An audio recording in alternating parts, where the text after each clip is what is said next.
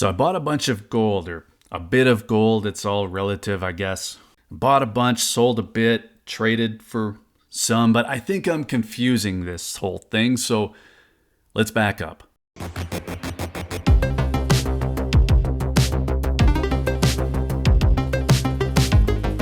So I bought a Buffalo from SD Bullion at the beginning of May. Spot price was slightly below $2,300, and they also happened to be having a sale on Buffaloes at the time. So 2 wins, double sale. Now this week I traded for 2 more. I also bought an Eagle. Then I traded for a few more, and I bought another. So it seems like a lot, at least to me, but after everything was said and done, I just added a few ounces. And really, that's all I'm working on. Just Buffaloes, Eagles, not much else. I'm a few Eagles short of a new tube that maybe I'll vault, maybe I'll bury in the rose garden. But the bigger story of what's happening in the market, what's happening in the shops is probably a lot more interesting than what I'm buying personally. Because that is what's driving all of this. So a lot more interesting to find out why than what. Before we get back to it, if you're looking for gold and silver, hit up SD Bullion. New customers can even get gold and silver for spot.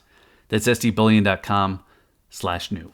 So let's start off with what's happening in the market and in the shops. I'm just coming back from one of my local shops, and this is going to be the 3rd local gold and silver shop that I've spoken with saying the same thing.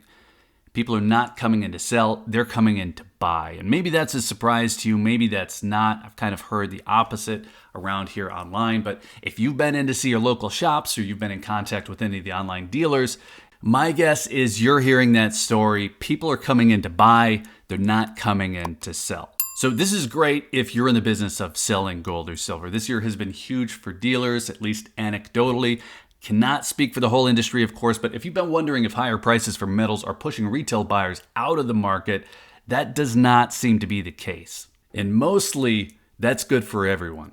So we're going to get into the problem in a minute, but before we get there, 2 of the shops I spoke with said the only thing people are selling is silver, and that should probably be expected. Now, I don't personally think it's a good time to sell silver, but it's the highest price that it's been in over 11 years, so some people are going to jump at that. Now, nobody told me a lot of people were selling silver, just that if they're selling anything, it's silver. Now, there is an exception. That's going to be inheritance stacks, and heir comes in. They don't understand what they've inherited, so they sell. Now, they're not getting out of it because they never really got into it. Now, that means a few things. One is that if you're selling, you should be able to get a decent price. Now, decent is relative. As prices go up, dealers tend to give you less back. It's just higher cost for them. It makes sense. But I've heard stories about dealers not even offering spot. And the handful that I spoke to, though, they're giving a little bit less than normal, but they're all giving at least spot for Eagles and Buffaloes, and 2 of the 3 were giving spot for a gold maple leaf. All of them were giving spot for really any kind of silver round, any kind of silver bar, as long as it was clean-ish. We all know how silver gets. Now, other random stuff, gold coins, gold bars that are at least well-known, maybe they're giving a little under spot and then less for the things that you'd imagine. So the obscure stuff, the old European coins, no real surprises there. Another thing all this active buying means is that the retail market is holding up prices for this stuff. Now, I've seen comments from people saying only central banks are buying gold. Individuals, they're only buying silver. But that's really the kind of story that I don't even know. It comes from somebody with no actual communication with the outside world, maybe. We all know that central bank buying is driving a significant part of this price spike. But if retail buyers understand that influence, they don't seem to care. One of my local shops just happened to say he's having the best year he's ever had, and I didn't even ask. And that might be a little bit of a surprise because a 1-ounce gold coin right now goes for $2,400 to $2,500, and that just feels expensive. It feels like things escalated quickly, but buyer psychology can be a really weird thing. When something is more expensive, people will actually feel more compelled to want it. That 2009 Ultra High Relief Double Eagle right there is 1 ounce of pure gold. It's sitting beside Eagles that are also 1 ounce of pure gold. It costs a lot more. And yeah, I wanted it a little bit more than another Eagle. So jumping to the first problem here, something that I've been mentioning is that pullbacks have not been significant. Now, normally when we see spot price jump as quickly as we're seeing, a 20% jump in 6 months, we also see profit taking that leads to corrections. And those price corrections, they give us these dips to buy in on. Well, the dips just haven't been very significant. There was nearly a $100 swing in price between the Buffalo I bought May 1st and the Eagle I just bought this week, but only partly because of a dip in spot price. I think that amounted to maybe $40 or $50. The rest had to do with the difference in premium between those shops. Now, I'm at a point where I'm just not as worried about price because the dips aren't really happening. Low 2300s feel like enough of a dip for me. I'm more concerned about what I'm buying than whether I can get $50 off if I wait long enough. So what else on the topic of buying? Well, I haven't really talked much about Costco, but people with very little background in gold or silver are coming in through these purchases. The anecdotal part is that I actually know people who've done it, people in the real world casually mentioning that they just bought some gold from Costco. Now, it's a little bit of a weird phenomenon because Costco is just not part of the gold and silver ecosystem. It's like buying sushi at the gas station. And it turns out it's actually pretty popular. Now, I'm not implying Costco's gold is bad, but the one-way nature of their model, and they sell but they don't buy or they don't allow returns, that makes for a possible problem downstream, or at least it adds to one. And what am I talking about? Well, the problem is that people end up with gold that they don't know what to do with. Now, if that person is wealthy, and some of the people I know who mentioned it, they are, it might not be something that they have to worry about. Maybe it's something they'll never sell. I think some people see gold as a checklist item, and it's kind of a new thing. Extra batteries? Check. First aid kit? Check. Gold bar? Check. Now they're ready for anything.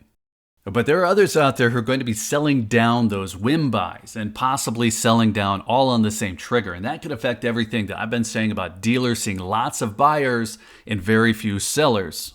So on the front end, we have new people into the game buying physical gold and silver, maybe with no real idea how to sell, but welcome new friends, no real change. On the back end, though, we could see a quick flip in the market with a rush of sellers.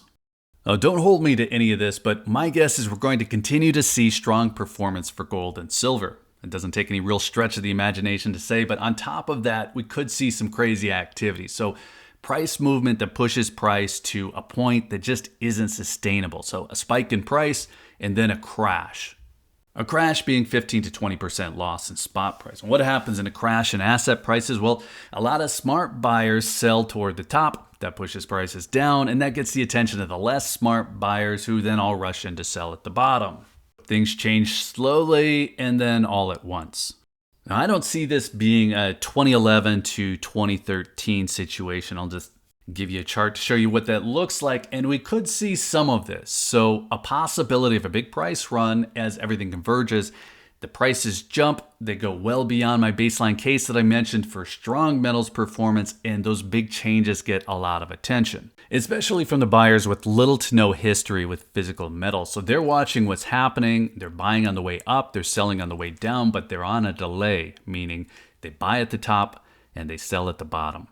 So this is where I need to tell you that I don't have any special forecasting abilities. I can't tell you what will or will not happen, but we're working with logical assumptions. One is that with central bank buying propping up sales, normal retail fear and greed dynamics aren't in complete control. And that's a big reason that I don't think we'll see the 2011-2013 spike and crash. I don't think that's a great comparison, but the assumption that new buyers will become the most likely sellers is still fair.